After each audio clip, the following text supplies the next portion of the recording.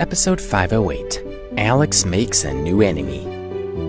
My name is Jacob Randolph, Jacob said to Alex over the phone. The man you're threatening works for me. He's my adopted son. Any harm that you cause him hurts me too, and I won't stand for it. If you know anything about my ghosts, you know that you should release him and beg for forgiveness. His voice dropped to a cold whisper.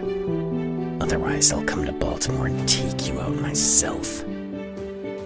What makes you think you're a threat to me? Alex said, smiling. You're not the first ghost I've tangled with. You misunderstand me, boy, Jacob growled. I'm not just any ghost. I'm the ghost. My people are all over the world. There's nowhere I can't get to you, your friends, or your family. Don't play games with me. I advise you to release Jonah immediately. If you don't, you and everyone you love will die. He paused to let that threat sink in. Do you understand me? I understand you, Alex said disdainfully. Baltimore's lovely this time of year. You'll love it. He slit Jonah's throat, and the phone dropped out of his loose hand onto the deck with a thud as his body slumped over. See you soon, he said. Jacob listened to Jonah whimper as he died. That was a mistake, he roared. You'll be dead in a week. He then hung up the phone. Alex ignored Jacob's threat. From the moment Jonah had kidnapped Rose, Alex knew that he had to die. Otherwise, the people around him would never be safe from the Chamber of Commerce. With Jonah dead, Alex left Rufus to clean up the mess and went home. Alex crawled into bed and idly wondered where Debbie was. He heard the front door open and a clatter from the kitchen and smiled. Debbie came into the room with takeout. Chicken soup is usually for colds, but I figured it might help with stab wounds, she said with a laugh. You look like crap. Here, eat. She passed him a carton of steaming soup. He laughed. I could get used to this. It's not every day beautiful women bring me breakfast in bed. He put the carton on the nightstand and reached for her. But I can think of something else that might make me feel better, he said. And coincidentally, it's also a great way to thank you. Tempting, she said, laughing. But consider these doctor's orders. Eat, now. She thrust a spoon at him and winked. It's medicine. I don't wanna, he whined theatrically. It's salty and hot. Plus, I don't need medicine. I am the medicine. It's not hot, you big baby, she retorted. I let it cool. And as for the salty problem, I bought ice cream. Her eyes sparkled. Now eat, please, she repeated. He crossed his arms and pouted. No. Not even a sip? Debbie pursed her lips. She climbed onto the bed and straddled him, pinning him in place.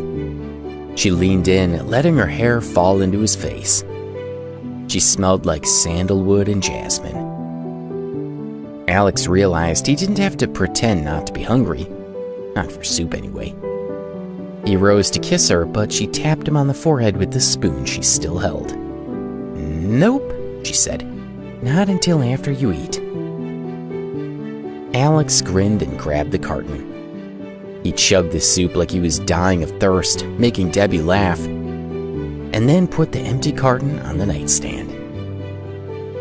I'm finished, he said in a low growl. Where's dessert? A promise is a promise, Debbie said with a smile, and she leaned in to kiss him. He put his hands on her shoulders and held her there, looking into her eyes. You said you brought ice cream, he said sternly. Debbie laughed and went to get his ice cream. She came back with 2 spoons and they cuddled up to eat. She playfully spoon-fed him, making airplane noises. I'm starting to worry you think I'm really a child, Alex teased. I can see you being a great mom. You would rule with an iron fist, at home and at work. And what will you be doing while I rule home and work? Debbie asked mischievously, smearing a dab of ice cream on his nose. Does that mean you have to do whatever I say? I'll always do whatever you say, Alex mumbled. I see, she said and kissed him. Oh, wait. She leaned back with a start. What am I doing? You just got stabbed. Did I hurt? Alex cut her off with a kiss. You could never hurt me, he said. Then he kissed her again. The next morning, Debbie woke Alex and told him to order something for breakfast while she took a shower. Use my phone, she said, tossing it to him. Get something from one of the places on my favorites list. I'm starving. He ordered their food and then opened her photo album and swiped through her pictures. There were a lot of selfies, he noted with a smile, and she looked more and more beautiful in each one. He stopped short when he stumbled across a recent selfie she had taken at the park. She was smiling in the foreground, but behind her were random passerby going about their day. Alex recognized one of them, and he felt his heart sink. Debbie came back to the bedroom wrapped in a towel, lazily drying her hair with a hairdryer, and dressed herself for the day. Get dressed, lazybones, she said with a playful smile. Food's on the way. When she noticed the stony expression and deep frown on his face, her smile faded. What's the matter? She asked, worried. He held up the phone and zoomed in on the picture's background to show a man and a woman in a passionate embrace. Even in the pixelated close-up, the woman in the photo was instantly recognizable. It was Caroline Hall, Joe's mother. Alex had met Caroline while he was in college. They had never spoken much. She was always just leaving on one errand or another during Alex's rare visits to the Hall home. He remembered that she was beautiful in a distant, icy way. But the man in her arms wasn't Joe's father, Neil, and Alex had never seen him before.